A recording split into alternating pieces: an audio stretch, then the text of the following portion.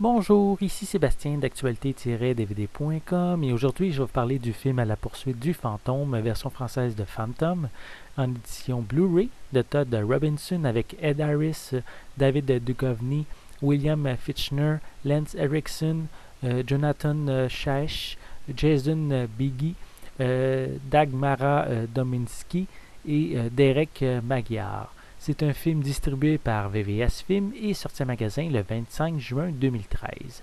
Le capitaine d'un sous-marin soviétique doit quitter sa famille pour mener une mission des plus mystérieuses qui déterminera le sort prochain du monde. Basé sur quelques faits historiques, Phantom propose une ambiance de tension, de stress dans un lieu clos et une atmosphère assez pesante car 90% du film se passe dans un sous-marin. Le film, je trouve qu'il manque quand même de rythme jusqu'aux 20 dernières minutes qui sont beaucoup plus efficaces. On peut également noter une mise en scène un peu déficiente car il faut attendre à environ la moitié du film pour commencer à comprendre ce qui se passe réellement.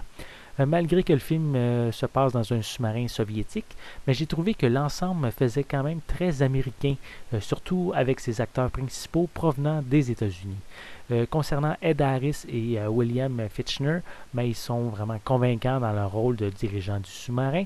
Tant qu'à David Duchovny, mais son personnage, je trouve qu'il est fade, malgré son importance dans cette histoire. Pour les pistes sonores, elles sont disponibles en anglais True HD 5.1 et anglais stéréo, ainsi que français True HD 5.1 et français stéréo, avec des sous-titres en anglais et en français. Pour les suppléments, on retrouve un commentaire audio. On a Facing the Apocalypse, un court making-of du film.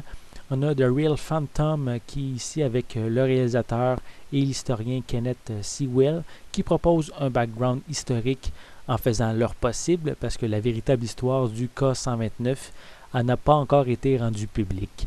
On a également Jeff Rona Scoring Phantom qui parle ici de Jeff Rona qui a trouvé les différents bruits provenant d'un sous-marin pour composer la trame musicale du film, ainsi que le vidéoclip An Ocean Away. Donc, À la poursuite du fantôme n'est pas le meilleur film du genre, mais malgré ses défauts, il propose dans l'ensemble une histoire intéressante avec une ambiance stressante par moment et bien sûr plusieurs bons acteurs à conseiller pour ceux qui aiment les films de guerre stratégiques. C'était Sébastien, merci et bon visionnement.